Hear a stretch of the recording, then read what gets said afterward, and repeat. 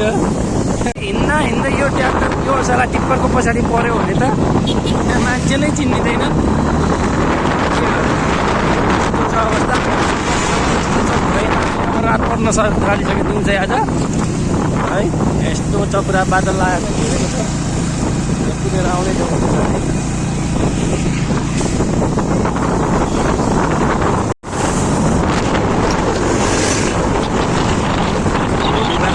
बनाउँछ बाइक चलाउन एकदमै मजा आइरहेको बाइक चलाउन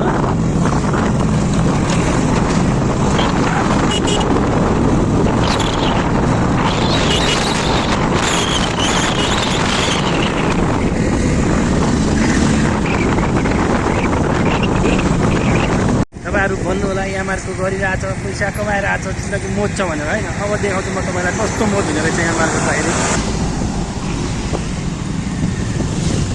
यस्तो छ अवस्था बाटोमा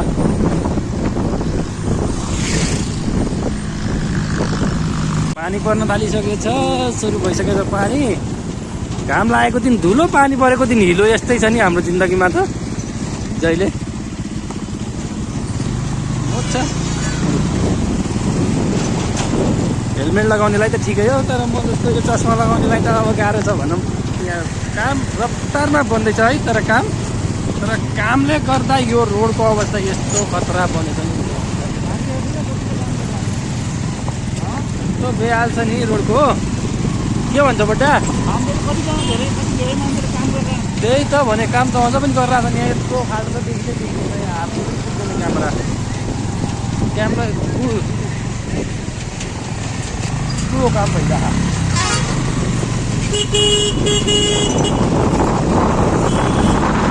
एक ठाउँमा मात्र होइन यो घोरै यहाँदेखि 25 किलोमिटर घोरै पुग्दैछ 50 ठाउँ होला यो खाल्डाको होइन यसमा करिब 6-7 बाइक 6-7 त्यहाँ गइसक्यो होइन मान्छेहरू अन स्पोट मरेका पनि छन् तपाईँहरू दारू मदिरा खाएर नचलाउनु ल म त दारू खान्न बियर खान्छु चलाउँछु कहिलेकाहीँ तर त्यसले घाँस असर गर्दैन मलाई तपाईँहरूको स्वास्थ्यको लागि भनेको दारू खाएर गाडी नचलाउनु होला तीव्र गति जीवन क्षति भन्छन् होइन त्यही भएर एकदमै होसियारीका साथ गाडी चलाउने अब हाम्रो कम्युनिटीले त दारू खाएर चलाउँदैन तर खाएपछि पुरा टिल्नै हुन्छ नि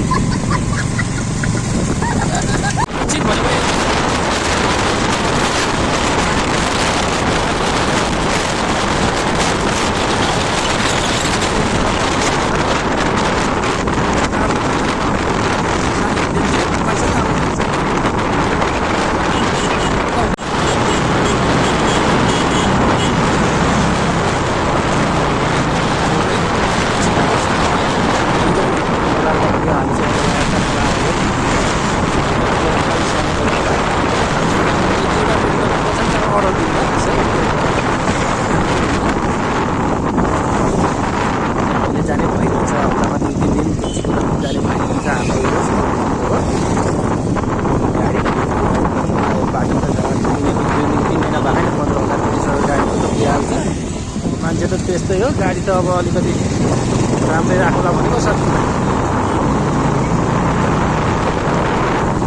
खाल्डाखुल्डी भएको ठाउँमा यसरी माटो हालेर रोड पुरी बनाएर हान्ने के गर्दैछ के यो लुम्बिनी सरकार भन्ने खासमा बाटो व्यवस्था चुनाव आउन्जेलसम्म एकाएक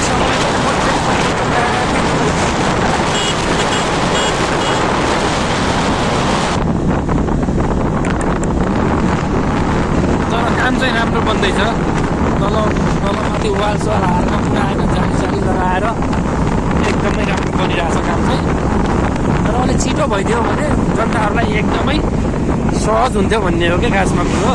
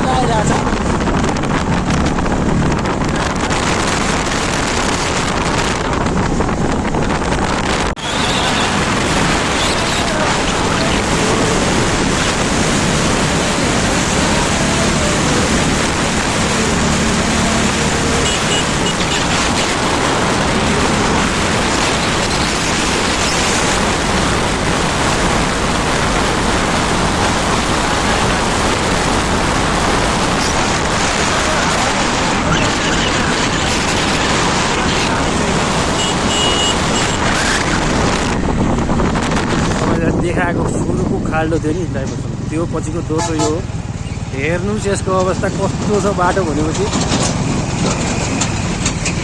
यो गरौँ कुरोकै दुःख हुन्छ यहाँ जिन्दगीमा। कति राम्रो आन्टीहरू पनि बाइकमा बस्या राम्रो देखिरहन्छ। यस्तो छ बाटो, यस्तो हालत छ है।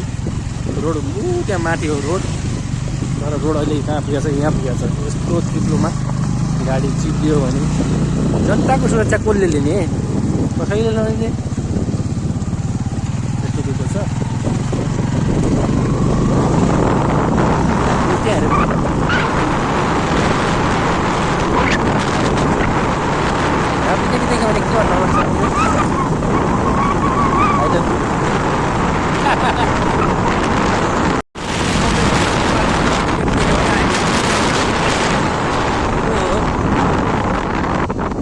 मान्छेहरूलाई दुःख दिने भनेको मेन भनेको यो खोला है। यो खोलामा सुरुमा यता माथि रोडमै पानी बगिरहेको थियो, तर अहिले यो पुल बन्ने भनेर होइन खोलोलाई नै परिवर्तन गरेर यसो उ गरिरहेछन्। अब बाटो यहाँ छ, अब बर्खायाममा अहिले त पानी छैन त ठिक छ होइन, तर बर्खा मासमा पानी आएपछि यो खोलाले के गर्छ भनेर के मान्छेलाई कतिसम्म दुःख दिन्छ होला। यस्तो छ अवस्था।